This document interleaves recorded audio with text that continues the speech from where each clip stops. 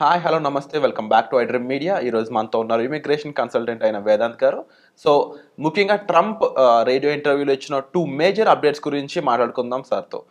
నమస్కారం సార్. నమస్తే అమ్మా. సార్, ట్రంప్ రేడియో ఇంటర్వ్యూలో మాట్లాడుతూ టూ మేజర్ స్టేట్మెంట్స్ ఇవ్వడం జరిగింది. వాటిలో ఫస్ట్ది వచ్చేసి ఇక నుంచి ఎవరైతే స్టూడెంట్స్ అమెరికాలో సెటిల్ అవుదాం అనుకుని చెప్పేసి ఉంటూ ఉంటారో, అంటే L1 మీద ఉన్న వాళ్ళు అయి ఉండొచ్చు, లేదా దాని నుంచి H1కి మారుతున్న వాళ్ళు అయి ఉండొచ్చు, స్టెమ్ ఓపీటీ ఓవరాల్ వీళ్ళందరిలో కూడా ఎవరైతే స్కిల్డ్ స్టూడెంట్స్ ఉంటారో, ఎవరైతే ప్రాపర్గా స్టడీ బ్యాక్గ్రౌండ్స్ వాళ్ళ పాయింట్స్ వైజ్ అయి ఉండొచ్చు, లేకపోతే అక్కడ వాళ్ళ యొక్క బిహేవియర్ వైజ్ అయి ఉండొచ్చు, అన్ని రకాలుగా ఎవరైతే టాప్లో ఉండి మెయిన్ మేజర్ అసెట్స్ అవుతారో అమెరికాకి, వాళ్ళనే గ్రీన్ కార్డ్స్కి అర్హులుగా భావిస్తాము, దీని మీద స్పెషల్ ఫోకస్ ఉంటుంది అని చెప్పేసి ట్రంప్ చెప్పడం జరిగింది. రెండోది, ఎవరైతే అక్కడ హమాస్ సపోర్టర్స్ ఉంటారో, స్టూడెంట్స్లో ఉండొచ్చు, H1స్లో ఉండొచ్చు, వీళ్ళని కంప్లీట్గా అమెరికాకు దూరం చేస్తాము. అమెరికాకి సపోర్టింగ్ ఎవరైతే ఉంటారో జెన్యూన్గా వాళ్ళని మాత్రమే గ్రీన్ కార్డ్కి అర్హులుగా భావిస్తాం అనేది సెకండ్ మేజర్ అప్డేట్గా కనిపిస్తూ ఉంది. ఈ రెండు కూడా ట్రంప్ నోటి నుంచి రావడం జరిగింది. సో ఈ రెండు మేజర్ అప్డేట్స్పై మీ అభిప్రాయం ఏంటి? అండ్ ముఖ్యంగా ఇవి ఎంతవరకు పాసిబుల్గా అమలు చేయొచ్చు అంటారు? షూర్ అండి. ఇంతకుముందుకు ట్రంప్ గారు అన్నారు, యూఎస్కి వచ్చే ప్రతి student who has done masters or higher education, PhD కానీ అలాంటివి చేసిన వాళ్ళకి అందరికీ గ్రీన్ కార్డ్ ఇచ్చేసేయాలి. వీళ్ళంతా హైలీ ఎడ్యుకేటెడ్ పీపుల్ అండ్ వీళ్ళు మన కంట్రీకి చాలా కాంట్రిబ్యూట్ చేస్తారు అని చెప్పేసి. But later on he made A clarification again. ఏమనంటే ప్రతి స్టూడెంట్కి ఇవ్వలేరు అట్లా. సో అతను చిన్న క్లారిఫికేషన్ చెప్పాడు. ఏంటంటే టాప్ కాలేజెస్లో చదివే స్టూడెంట్స్ ఎవరైతే ఉంటారో, అంటే టాప్ అంటే లైక్ హార్వర్డ్ యూనివర్సిటీ అలాంటివి అనమాట. సో అలాంటి యూనివర్సిటీస్లో చదివిన వాళ్ళకి ప్లస్ అన్ని కోర్సెస్ వాళ్ళకు కూడా కాదు. సో స్టెమ్ బ్యాక్గ్రౌండ్ అంటే science, technology, engineering and mathematics అలాంటి ఇంపార్టెంట్ బ్యాక్గ్రౌండ్స్లో ఉన్నవాళ్ళు అండ్ మేబీ ఏఐ రిలేటెడ్, అంటే వాళ్ళకి ఫ్యూచర్లో ఏ కోర్సెస్ నుంచి అయితే గ్రాడ్యుయేట్ అయితే వాళ్ళ కంట్రీకి పనికొస్తారో అలాంటి కోర్సెస్లో చదివిన వాళ్ళకని వాళ్ళు ఒక వెట్టింగ్ ప్రాసెస్ చేయడము, ఆ ఫిల్ట్రేషన్ పెట్టి సో అట్లా చేస్తామని చెప్పేసి చెప్పాడు. మనం ఏం అర్థం చేసుకోవాలి అంటే, వెన్ హీ సెడ్ లైక్ చదివిన వాళ్ళందరికీ గ్రీన్ కార్డ్ ఇవ్వాలి అంటే వీ షుడ్ నాట్ అజ్యూమ్ అక్కడికి వెళ్ళిన ప్రతి పర్సన్కి, ప్రతి స్టూడెంట్కి అక్కడ ఏ కాలేజ్లో చదివినా గ్రీన్ కార్డ్ వచ్చేస్తుంది అని మాత్రం అనుకోకూడదు. ఎందుకంటే దాంట్లో they need the top people, they need the cream. Okay, so మనం అక్కడికి ఎలాగో అలా వెళ్ళిపోయి ఏదో ఒక కోర్స్ చేసేసి ఏదో కాలేజ్లో ఒక 2 years మాస్టర్స్ చేసేస్తే వచ్చేస్తుంది అనే మిస్కాన్సెప్షన్లో ఉండకూడదు.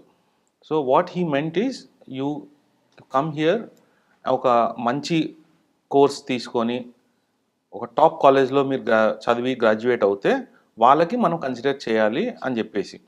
సో అలాంటి colleges if you see it will be of all the people who go to US, అలాంటి కాలేజెస్లో మన వాళ్ళు వెళ్ళేది హార్డ్లీ 10% ఆర్ 5% ఆర్ ఇంకా తక్కువ ఉంటారు. సో ఆ ఛాన్సెస్ అనేది తక్కువ వస్తుంది. ఎందుకంటే అందరూ మన వాళ్ళు నార్మల్ ఒక బడ్జెట్ కాలేజెస్ కానీ లేకపోతే ఒక మీడియం టైప్ ఆఫ్ కాలేజెస్లో ఎక్కువ వెళ్తారు. అండ్ నార్మల్లీ అందరూ తీసుకునేది మాస్టర్స్ కోర్సే తీసుకుంటారు. కానీ దాంట్లో కూడా మీకు సబ్జెక్ట్స్ ఎన్నో డిఫరెంట్ ఫీల్డ్స్ ఉంటాయి. So not every field will be covered. So we need to understand that. And ఆయన ఫ్యూచర్లో ఎలా చేస్తాడనేది కూడా చూడాలి. ఎందుకంటే ఆల్రెడీ గ్రీన్ కార్డ్ కోసం ఎవరైతే అప్లై చేసుకున్నారో ప్రీవియస్లీ, వాళ్ళు ఎప్పటి నుంచో వెయిటింగ్లో ఉన్నారు. సో ఫస్ట్ వాళ్ళ బ్యాక్లాగ్స్ క్లియర్ చేయాలి. వాళ్ళకి ఫస్ట్ ఇవ్వాల్సిన వాళ్ళకి ఎవరైతే 10 years 15 years వెయిటింగ్లో ఉన్నారో వాళ్ళకి ఇచ్చిన తర్వాత దెన్ ద న్యూ కమర్స్ వీళ్ళు ఎవరైతే ఫర్దర్గా ఇప్పటి నుంచి మాస్టర్స్ పైన కానీ పిహెచ్డి కానీ చేస్తే ఇస్తాము అనేదానికి these will be the new people, new applicants. So first అయితే పాత వాళ్ళని క్లియర్ చేసిన తర్వాత then this concept will come in to effect. So maybe he will think about this. ఎందుకంటే he has repeatedly said I want quality people అని.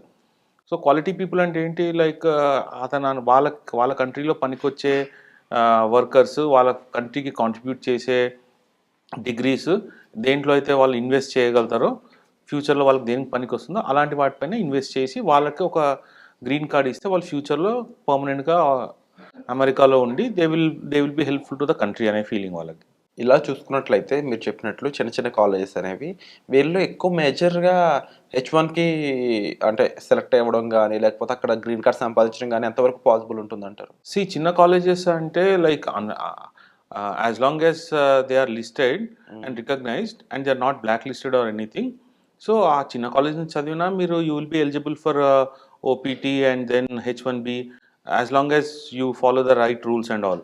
So దానికి problem ఏమి ఉండదు. కానీ గ్రీన్ కార్డు ఆటోమేటిక్గా ఈ జస్ట్ మీరు గ్రాడ్యుయేట్ అవుతే ఆర్ పిహెచ్డి చేస్తే అనేది అది ఐ డోంట్ థింక్ అది అన్ని కాలేజెస్కి వర్తిస్తుంది, అన్ని యూనివర్సిటీస్కి వర్తిస్తుందని. సో ఆ ప్రకారంగా చూసుకుంటే you can do a course, మీరు చదువుకోవచ్చు నార్మల్ కాలేజెస్లో. అంటే హయ్యెస్ట్ ఉన్న యూనివర్సిటీలో మేబీ చాలామందికి అడ్మిషనే దొరకదు.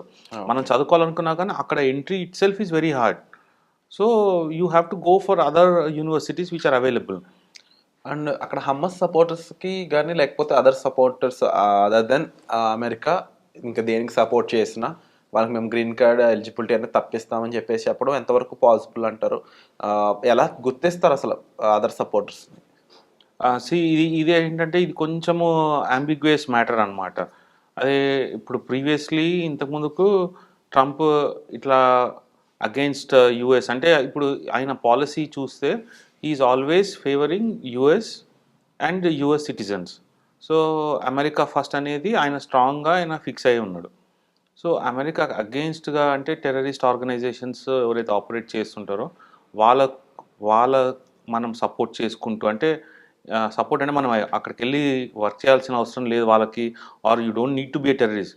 ఈవెన్ మీరు సోషల్ మీడియాలో వాళ్ళకి సపోర్ట్గా మీరు పోస్ట్ చేసిన ఆర్ ఇట్లా if when you verbally say that you know ఇది ఈ సో అండ్ సో ఆర్గనైజేషన్కి నేను ఐ సపోర్ట్ అని, లేకపోతే వీళ్ళు చేస్తుంది కరెక్ట్ అని, లేకపోతే వాళ్ళు చేసిన వాటిని ఖండించకుండా అలాంటి కమెంట్స్ కానీ సోషల్ మీడియాలో కానీ ఆర్ ఏదన్నా ఫిజికల్గా మీరు టీషర్ట్స్ పైన వాళ్ళ టెర్రరిస్ట్ ఆర్గనైజేషన్స్ వాళ్ళ నినాదాలు ఏమైనా వేసుకొని లేకపోతే వాళ్ళ స్లోగన్స్ రాసుకొని ఫ్లాగ్స్ పడి అలాంటివి చేసినప్పుడు యు ఆర్ ఆబ్వియస్లీ మీరు క్లియర్గా మీరే చెప్తున్నారు యు ఆర్ సపోర్టింగ్ దెమ్ అని.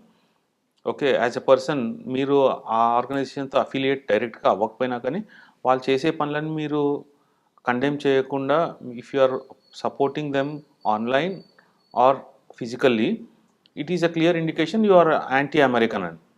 సో అలాంటి వాళ్ళని గ్రీన్ కార్డ్ ఉన్నా ఆర్ గ్రీన్ కార్డ్ ఇవ్వకుండా చేయాలని చెప్పేసి అనుకుంటున్నాను.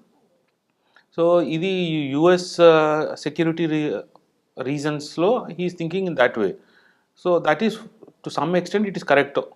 కానీ మీరు పర్టికులర్ ఆర్గనైజేషన్స్ ఏవైతే ఆల్రెడీ డిక్లేర్ చేసి ఉంటారో ఇవి టెర్రరిస్ట్ ఆర్గనైజేషన్స్ అని all over the world declare అయి ఉంటాయో అలాంటి వాటితో ప్రాబ్లం ఏమి ఉండదు.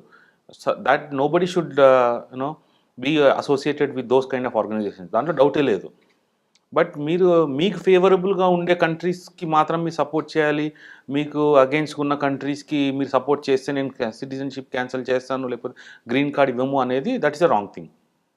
ఎవరైతే ఇలా అదర్ సపోర్టర్స్ ఉంటారో ఇంకా ఫైనల్గా వాళ్ళని గుర్తించడం దానికి సంబంధించి కొంచెం ఇది కూడా ఫోకస్డ్గా చేసుకుని వాళ్ళని కూడా అంటే వాళ్ళకి సిటిజన్షిప్ రద్దు చేయడం అయి ఉండొచ్చు, లేకపోతే వాళ్ళకి సిటిజన్షిప్ ఇచ్చే పరిధిలోంచి వాళ్ళని తీసేయడం అయి ఉండొచ్చు. ఈజీగా చేయడానికి పాసిబిలిటీస్ ఉన్నాయని అంటారు. ఎస్, షూర్ ఉంటాయి. ఎందుకంటే మీరు సిటిజన్షిప్ అప్లై చేసుకున్నప్పుడు జనరల్లీ ఒక టెస్ట్ ఉంటుంది. అబౌట్స్ అనేవన్నీ.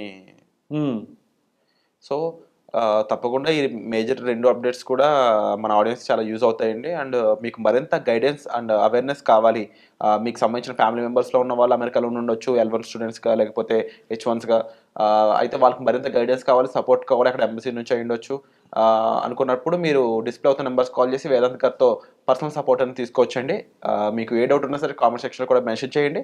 వచ్చే ఎపిసోడ్లో మళ్ళీ కలుద్దాం. Thank you so much.